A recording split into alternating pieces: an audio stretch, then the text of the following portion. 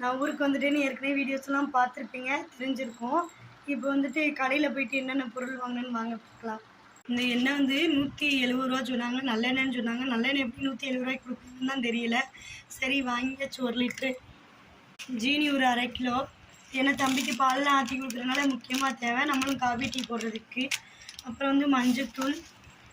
மதுரை சைடில் வந்து சக்கரை சிக்கன் 65ன்னு கிடைக்கும், அந்த தான் வாங்கியிருக்கேன். இந்த வத்தல் வந்து எங்கள் மாமியார் வீட்டிலேருந்து எடுத்த வத்தல் தான். இந்த பச்சை மிளகா இருக்குல்ல, அதை நல்லா காய போட்டு இப்படி வத்தல் மாதிரியே ரெடி பண்ணி வச்சுருக்காங்கன்னு பாருங்கள்.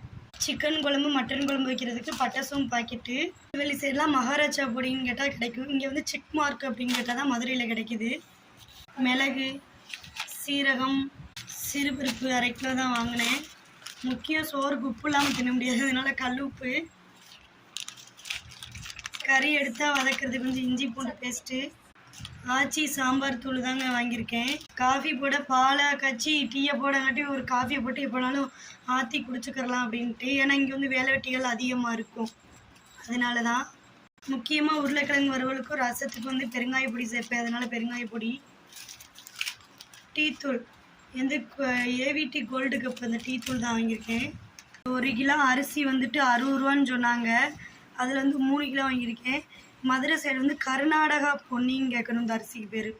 குக்கரில் வைக்கிறதுக்கு, ரசம் வைக்கிறதுக்கு, அப்புறம் பருப்பு குழம்பு எதனால வச்சா முக்கியம் வந்து இந்த பூண்டு சேர்ப்பேங்க நான்.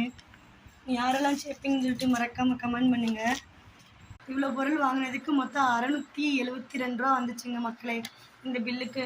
ஏன்னா ஹோட்டலில் போய் நம்ம ஊரில் இருக்கோம், ஹோட்டலில் போய் சாப்பிட்னாலும் சரி, நம்ம இப்போ அம்மா வீட்டுக்கு போனாலுமே எப்படியும் யார் வீட்டுக்கு போனாலுமே ஒரு 10-20 ரூபா நமக்கு செலவு பண்ணுறதுக்கு, அதுக்கு வந்து நம்மளே சமைச்சு திருப்தியாக சாப்பிட்டு போயிடலாம். யார் வீட்டுக்கு போனாலும் அது வந்து ஒரு கம்ஃபர்டபுளாகவே இருக்காது. எப்போ சமைச்சு தருவாங்கன்னு ஒன்று காற்று தான் கிடக்கிற மாதிரி தான் இருக்கும், இல்லாட்டி நம்மளுக்கு பிடிச்ச மாதிரி இல்லாமல் இருக்கும். நம்ம ஏன் குறை சொல்லுவானே, நம்மளே வாங்கி சமைச்சிடலாம் அப்படின்ற ஒரு முடிவு தான், வேறு ஒன்றும் இல்லை.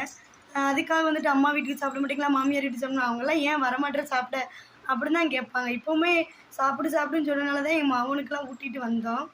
எங்கள் மாமியார் வீட்டில் பாதி, எங்கள் அம்மா வீட்டில் பாதி உருளைக்கிழங்கு ஆட்டையை போட்டாச்சு. ஏன்னா சனிக்கிழமை தான் சந்தை, அதனால தான். இந்த பிரியாணிக்கு தயிர் வெங்காயத்துக்கு இதுக்கெல்லாம் போட முக்கியம் வந்து பல்லாரி தேவை. இந்த பிள்ளைகள் வந்து பிரியாணி கேட்டாங்க, அதனால் நாளைக்கு செஞ்சு கொடுத்துலான்ட்டு பல்லாரியும் தூக்கிட்டு வந்துட்டேன். இவ்வளோ தக்காளியும் பச்சை மிளகாவுமே எங்கள் அம்மா வீட்டில் ஆட்டையை போட்டதேன். அதுக்கு பேசாமல் அங்கேயே சாப்பிட்ருக்கலாம்னு தான் தோணுச்சு. இருந்தாலும் நம்மளா சமைச்சு சாப்பிட்ற மாதிரி வராது. என்ன சனிக்கிழமை வாங்கும்போது நம்ம கொடுத்தாலும் வாங்க மாட்டாங்க, சரி நம்ம மவ தானேன்னு விட்டுருவாவை. தூங்கிட்டாங்க. இவன் மட்டும் எனக்கு வந்து உதவி பண்ணிக்கிட்டு இருக்கா.